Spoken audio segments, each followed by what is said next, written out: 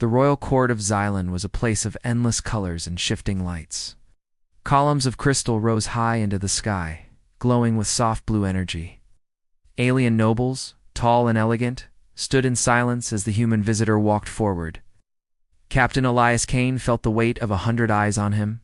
He had been in dangerous war zones before, but this silent judgment made him uneasy. Before him, on a raised throne carved from living stone, sat Princess Kareth. She was unlike anyone he had ever seen. Her skin shimmered like polished silver, and her eyes glowed faintly with a pale gold light. Her long flowing robes moved as if they had a life of their own. Even sitting still, she radiated power and grace. She studied him without speaking for a long time. The humans had come to discuss trade routes and peace agreements. Elias had expected difficult political questions. What he did not expect was the strange curiosity in her eyes. Finally, Kareth spoke. Her voice was soft but carried through the entire chamber. "Human," she said, "your species is strange to us." Elias bowed slightly, unsure where this was going. "I imagine we are just as strange to you as you are to us, Your Highness." The princess tilted her head slightly, her glowing eyes narrowing. "There is something I must ask. It is said among our scholars that your kind can reproduce at any time of your choosing, that you are not bound to the seasons or cycles of nature." A ripple of laughter and disbelief passed through the alien nobles. Some covered their faces, others whispered like children hearing an impossible story. Elias felt heat creep into his cheeks. Of all the topics, he had not expected this. "It's true," he said carefully. "Humans can have children any time of the year. We're not tied to a specific season." The hall fell silent. Alien eyes stared at him with shock. Kareth's expression changed from curiosity to open disbelief. Her silver brow furrowed, and her voice rose, sharper than before. "You're lying." Her words echoed like a challenge. I was in room 10. Elias opened his mouth, but she did not let him speak. She leaned forward, her golden eyes locked on his. "No living creature can do that," she continued. "It is impossible. My people's biology binds us to one sacred month every 3 cycles. The forests, the rivers, the moons all align for that moment. Without it, we cannot create life. And yet you say your kind needs no such moment? That you are always ready?" Her words were filled with both disbelief and a strange kind of, "Ah, yes," Elias said slowly. "Humans have no fixed time. We are capable year-round. It's just how our biology works." Gasps filled the room. A few nobles actually stepped back as if his answer was dangerous. Kareth stood from her throne, her long robes gliding silently over the floor as she descended the steps. "You must prove it," she said, her voice quiet but firm. "If what you say is true, it changes everything we know about life itself. Show me evidence. Let my royal scholars examine you. Let them see with their own eyes." Elias hesitated. He could feel the tension in the air. Refusing would insult her and possibly ruin the fragile peace talks. But agreeing meant becoming a subject of alien study a situation? No. Human soldier would feel comfortable in. He glanced around the hall. The alien nobles were watching him with a mixture of fear and fascination, waiting to see if the human would dare, and then slowly Elias nodded. "If it is what your highness requires, then I will prove it." For the first time, Kareth smiled. It was not a cruel smile, nor a mocking one. It was the smile of someone who had just uncovered the beginning of a great mystery. "Good," she whispered. "Then let us begin." The chamber of scholars was silent, save for the soft hum of the alien instruments. Captain Elias Kane stood in the center of the room, surrounded by strange machines that floated in midair, scanning his body with beams of pale light. Their shapes were smooth and otherworldly, half-crystal, half-living matter. It felt less like a laboratory and more like a sacred temple. Princess Kareth watched from a raised platform above. Her golden eyes did not blink, her silver hands resting lightly. On the edge of the railing, round her, the royal biologists whispered among themselves. They were tall, thin, with translucent skin that revealed faint streams of blue light flowing through their veins. To them, the human soldier was more than an ambassador. He was an enigma that challenged everything they believed about life. One scholar finally spoke. His vital readings. They show no dormancy period. His body remains fertile, active. This is unprecedented. Another shook their head, unable to accept it. No, it must be an error. No species can maintain readiness. For reproduction without severe energy loss, he should be weaker, dying even. Yet he is stable, strong. Kareth narrowed her eyes. So it is true? The scholars hesitated. None wanted to speak the impossible truth. Finally, the eldest among them stepped forward. His voice was low. Hesitant, Princess. From what we have measured, yes. Humans appear to have no fixed season. Their cycle is continuous. The words sent a wave of disbelief through the room. Some gasped. Others stepped back in quiet shock. Kareth rose from her seat, her long silver robes whispering across the floor as she approached Elias. She circled him slowly, like a predator studying a new kind of prey. Her voice, when it came, was soft, yet sharp with curiosity. So you can bring life in any time, any place, without the moons, without the sacred month. Elias cleared his throat, uneasy under her intense gaze. Yes, humans don't rely on external cycles. We can have children whenever we choose, as long as both partners are willing. It's normal for us. She stopped directly in front of him. Her glowing eyes searched his face, as if looking for a lie. For a moment, there was silence between them, heavy and electric. Unthinkable, she whispered. You live without nature's boundaries. You live without waiting. That means your bonds are formed by choice alone. Not by destiny. Elias tilted his head. Destiny? You mean your people? Don't choose? Kareth's expression darkened slightly. No. We are bound. Our time is rare, and when it comes, we do what must be done. Love is a luxury. We cannot afford it. Something flickered in her golden eyes, something almost like sadness. She turned away before he could speak. You challenge the foundation of our beliefs, human, she said. Her voice louder now, carrying through the chamber. If your kind truly lives this way, then everything we know of life is incomplete. You are not just strange, you are free in a way we are not. The alien scholars murmured in agreement. Some were intrigued, others looked afraid. For them, this discovery was not just science, it was heresy. Kareth raised her hand, silencing them. Enough, she said.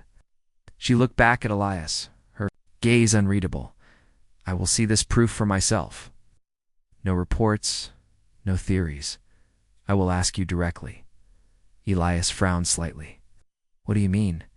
The princess stepped closer, her voice dropping into a tone meant only for him. I want to understand your kind, Captain. It's not through words, not through machines. I want to see why your species can choose love, choose life at any moment. Before he could answer, the doors burst open. A group of royal advisors rushed in, their faces pale with alarm. Princess. One of them shouted, You cannot do this. He is an outsider. If you break tradition for him, the council will. Kareth raised a single silver hand, and they fell silent. Her golden eyes flashed like twin suns. I am the heir to the throne, she said firmly. I will decide what cannot be done. Then she turned back to Elias, and for the first time, he saw a hint of something behind her regal mass curiosity. Yes, but also longing. Come with me, she whispered. There are truths I must see with my own eyes. The private chamber of the royal palace was unlike any place Elias had ever seen. The walls were alive, soft, glowing veins of light pulsed through them, casting a calm golden glow over everything. Strange floating crystals hovered in the air, gently spinning, projecting streams of data and alien symbols. It felt like a place between science and magic. Princess Kareth stood near a table of shimmering instruments. her silver hands lightly touching each device as if they were extensions of her own body. The chamber was empty, save for her and Elias. Outside, guards waited silently, forbidden to enter. "This is where our greatest truths are measured," she said softly. "No one but the royal line and the highest scholars are allowed here. You should feel honored, human." Elias glanced around, uneasy. "I'm not sure honored is the right word. More like nervous." Kareth turned to face him. Her golden eyes reflected the light of the chamber, making her look even more ethereal. "Do not be afraid. I only want to understand." With a gesture, she activated the instruments. Beams of soft light scanned Elias from head to toe, reading his body, his energy, even the smallest rhythms of his cells. Alien symbols filled the air like floating stars. Kareth watched silently, her face unreadable. "You are so different from us," she murmured. "Your body wastes nothing. It adapts constantly. There is no dormant state, no waiting for a cycle. You are ready for life always. It is as if your kind was built for survival at any cost." Elias shifted uncomfortably. "I guess humans evolved that way. We never had predictable seasons. We had to be ready for anything." Kareth stepped closer, her voice low. "We wait years for the chance to bring life. Our entire world moves in harmony with the moons. But you," she touched the holographic readings gently. "You are free from the chains of nature." He looked at her, sensing something deeper in her words. "And you envy that?" Her eyes met his. For a moment, the proud princess seemed vulnerable. "Yes," she whispered. "You cannot imagine what it is like to live knowing you have no choice, that your destiny is decided by a single month. Once every 3 years, we are not allowed to love. We are only allowed to fulfill what is required." The weight in her voice was heavy, like a hidden wound she rarely revealed. Elias wanted to say something comforting, but the words caught in his throat. Kareth turned away, her robes gliding silently over the floor. "My people call humans reckless, they say.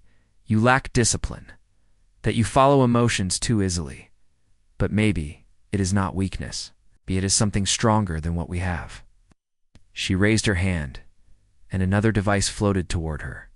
It projected images of her own species' alien figures, standing beneath glowing moons, locked in ritualistic gatherings. The faces in the projection were blank, emotionless. "This is how my people create life," she said bitterly. "No choice. No warmth. Just duty." She turned to him again. "And yet you tell me you can choose when to love, when to create. You choose who?" "Yes," Elias said quietly. "We choose. It's not perfect, but it's ours." She just stared at him. Then she stepped closer, close enough that he could see the faint glow of energy beneath her silver skin. "I want to understand that choice," she said softly. "Not as a scholar, not as a princess, as myself." Elias hesitated. See the conflict in her eyes, the weight of her duty against a curiosity she could no longer ignore? Before he could answer, the chamber door suddenly opened. An advisor stepped inside, trembling with fear. "Princess, the council demands you stop this. They say you are endangering the royal line by consorting with an outsider." Kareth's expression hardened. She turned her head slowly toward the intruder. "Leave," she commanded, her voice sharp as a blade. "But leave." The advisor fled without another word. Silence filled the room again. Kareth exhaled slowly and looked back at Elias. Her gaze was no longer just curious. It was determined. "Elias Kane," she whispered, "I will not let the council decide what I can or cannot learn. You are going to show me what it means to be human." And for the first time since he had come to this strange world, Elias realized this was no longer about science. It was about something far more personal. The following days passed in quiet secrecy. Princess Kareth arranged private meetings with Elias, away from the watchful eyes of the council and the whispering nobles. Each time they met in hidden chambers of the palace gardens made of glowing flowers, silent libraries filled with living books, and halls where soft music played without any instruments. At first, Their conversations stayed formal.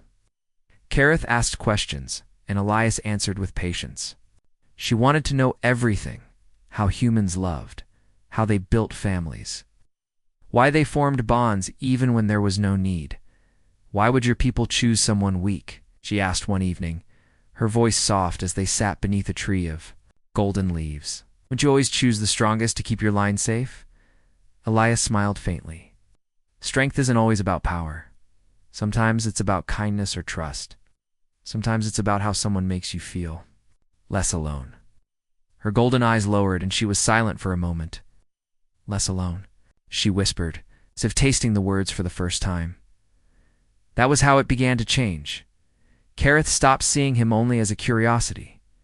She began to see him as different. The way he spoke was gentle, but steady. He didn't bow or tremble like her advisors did. He didn't treat her like a sacred being, but like a person. And that was something she had never experienced in her life. One night, she led him into the moon garden, a place so sacred even most nobles had never seen it. The garden floated high above the city, with glowing bridges of crystal connecting the platforms. Hundreds of strange flowers pulsed softly like tiny stars, and the twin moons of Xylan hung massive in the sky above. Kareth stood at the edge of the platform, her silver robes fluttering in the soft alien breeze. "This is where my people come when the cycle begins," she said quietly. "It is said the moons bless the air here, but to me, it feels more like a cage." Elias joined her, looking out at the breathtaking view. "A cage?" she said, her voice heavy with something like sorrow. "Because it reminds me that my life isn't mine. When the time comes, I will be given to someone I do not choose, and I will do what is required. I was born to obey tradition, to be useful." Her voice trembled slightly at that last word. For the first time, Elias saw her not as the proud, untouchable princess, but as someone trapped. "You don't want that," he said softly. She turned to look at him, and in her glowing eyes he saw pain she had hidden all her life. "No," she whispered. "I want to know what it feels like to choose, to feel the way your kind feels, to love without being told to live without waiting." Elias didn't speak right away. He understood now that her curiosity about humans wasn't just science. It was longing. "Kareth," he said gently, "in my world, love is not about duty. It's about finding someone who sees you. Not the title, not the rules, just you." Her silver hand trembled slightly as she reached up, touching the edge of his sleeve. "Then tell me, when you look at me, what do you see? Princess, bound by duty, or something more?" Elias met her gaze, unflinching. "I see someone who wants to be free, someone who deserves to be." Her breath caught, and for a moment, neither spoke. The silence between them was no longer uncomfortable. It was heavy, electric, filled with something neither of them fully understood. In that quiet moment, Kareth realized something she had never dared to imagine this human. This outsider saw her more clearly than anyone in her own world ever had. But the moment was broken when distant voices echoed across the garden. Guards were searching for her. The council was growing restless. Kareth stepped back, her mask of calm returning, though her golden eyes still held a glimmer of warmth. "They will not stop," she said softly. "They will keep trying to pull us apart." Elias nodded. "Then we'll just have to stay one step ahead." For the first time in her life, the princess smiled, a small, fragile smile, but real, and under the twin moons of Xylan, a bond neither of them expected quietly began to grow. The palace grew restless. Whispers flowed like hidden rivers through the crystal halls. Servants avoided speaking openly, but the truth always found its way into the ears of the jealous nobles. They had seen it. The princess, proud, untouchable. Kareth was spending too much time with the human. She walked with him in the moon garden. She dismissed council meetings to see him. And, worst of all, she began to speak of change. The alien nobles were terrified. Change meant losing control. One evening, as Elias waited in a secluded chamber for Kareth, he noticed the strange silence. Usually, the palace was alive with faint hums of energy and distant voices. Tonight it felt heavy, as if the walls themselves were holding their breath. Then the doors opened. Kareth entered, her face calm, but her movements sharp. Her silver robes shimmered like liquid metal as she closed the doors behind her. "They are watching us," she said quietly. Elias frowned. "The council? Yes, they think you are a threat. They believe you are filling my mind with dangerous thoughts." He tilted his head. "Dangerous? For wanting freedom?" Her golden eyes softened. "Freedom is the one thing they fear most. My people believe peace is built on control. And you." She paused, searching for the right words. "You are living proof that life can exist without chains. That choice is possible. That makes you dangerous to them?" Before Elias could respond, there was a loud knock on the door. "Princess," a stern voice called. "The council demands your presence. There are rumors of improper conduct with the outsider." Kareth's expression hardened. Her silver hands clenched into fists. "Improper conduct?" she muttered under her breath. "They twist everything." The door opened before she could stop it. 3 royal advisors entered, their tall frames glowing faintly with blue light. Their eyes, cold and unfeeling, scanned Elias like he was an insect. "You will leave," one of them said, voice sharp. "You have already polluted enough of our heir's mind." Elias didn't move. "I'm not leaving unless she tells me." 2. The advisor's expression darkened. "You forget your place, human. You're here as a guest. Do not mistake our tolerance for weakness." Kareth stepped forward, her voice cutting through the tension like a blade. "He stays." The advisors turned to her, shocked. "The council? I do not care what the council wants," she said, her tone colder than ice. "I am the heir. I choose who I speak to." The lead advisor's face twisted. "You risk everything. If you defy tradition, you could lose your right to the throne." "Then so be it," Kareth said firmly. The room fell silent. Even Elias felt the weight of her words. She was willing to risk her future, her entire birthright, for a truth she barely understood, but wanted to grasp with all her being. The advisors exchanged nervous glances. Finally, one of them spoke in a low, warning tone. "If you continue down this path, the council will act. We will not allow an outsider to break our sacred order." Without another word, they turned and left, their footsteps echoing ominously down the hall. When the door closed, Kareth let out a long, shaky breath. She turned to Elias, her usual calm cracked with the faintest tremor. "They will try to take you from me," she whispered. Elias stepped closer. "Then I won't make it easy for them." Her golden eyes glistened faintly, catching the soft light of the chamber. "Why are you doing this? You could walk away and be safe, because you're not just a princess to me anymore," Elias said quietly. "You're someone who deserves more than a life decided for her."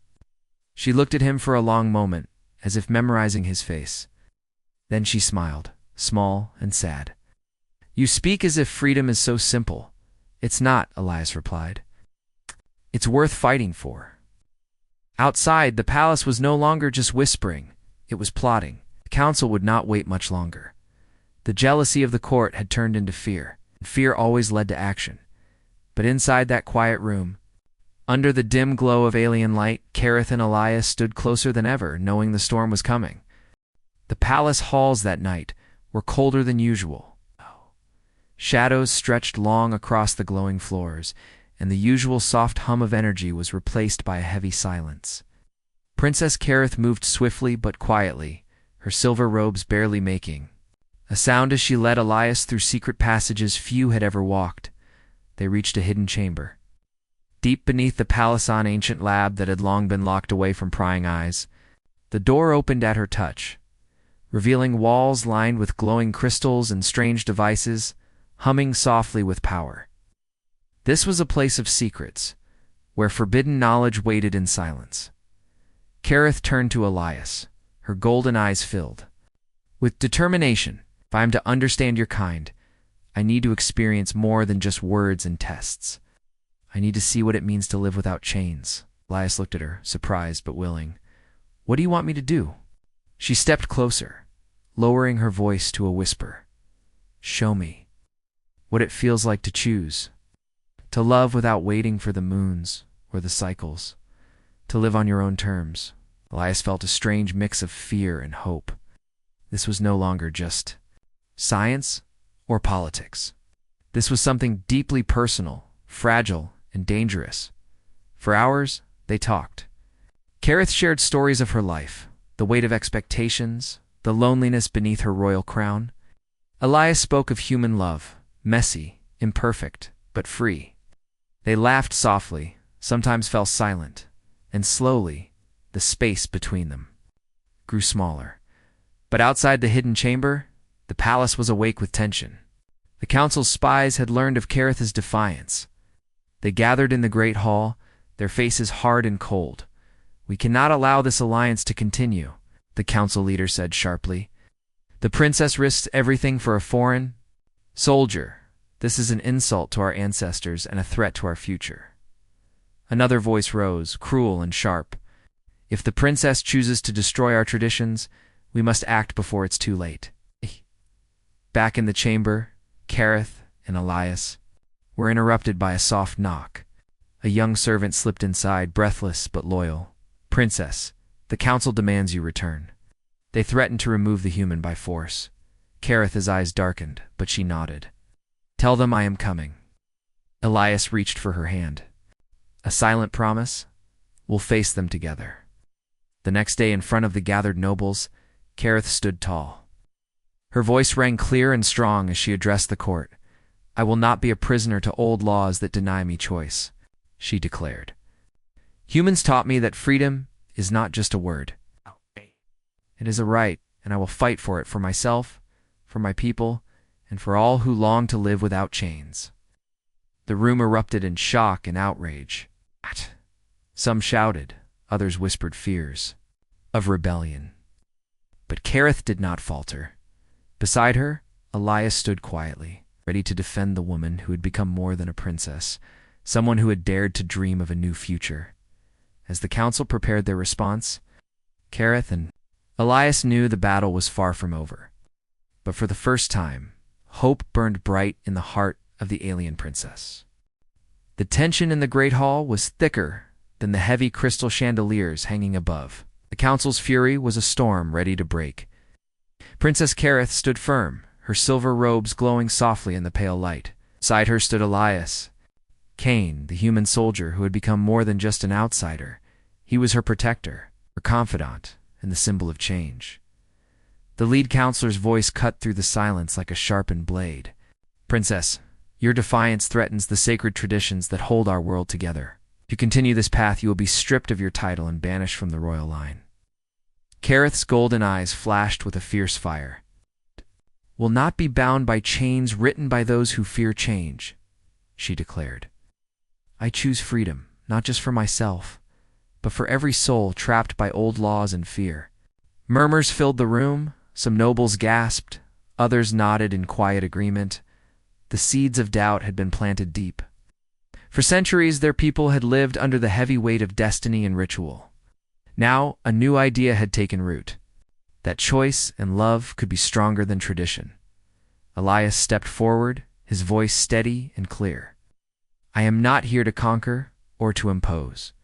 I am here because Kareth showed me the strength and kindness, the power in choice. Together, we can build a future where all can be free." A silence fell. For a moment, even the hardest counselors were unsure what to say. Change was frightening, but the truth in Elias's words was undeniable. Suddenly, a young noble rose from the crowd. "If the princess is willing to fight for this freedom, then so am I. Let us learn from the humans, who live with open hearts. An open mind? Let us break the chains that bind us." One by one, others stood. The air shifted from anger to hope. The council was divided, but the royal court had begun to listen. Later, the quiet of the palace gardens, Kareth and Elias walked beneath the twin moons. Her voice was soft, full of wonder and relief. "I never thought I could feel hope like this." Elias smiled gently. "You taught me, too, that strength is not just power, it's courage to change." She stopped, looking up at the stars. "Will my people forgive me?" "Some will," he said honestly. "Some will never understand." but those who matter will follow you, because you showed them what freedom looks like. Kareth reached out, taking Elias's hand. It was a small, simple act, but it carried the weight of a new beginning. As dawn broke over the palace, the city stirred with whispers of change. The alien princess who once lived in chains was now a symbol of hope, and the human soldier who had dared to stand alone had rewritten the story of two worlds. Together, they would face whatever challenges came next. Because sometimes the greatest battles are fought not with weapons, but with the courage to choose.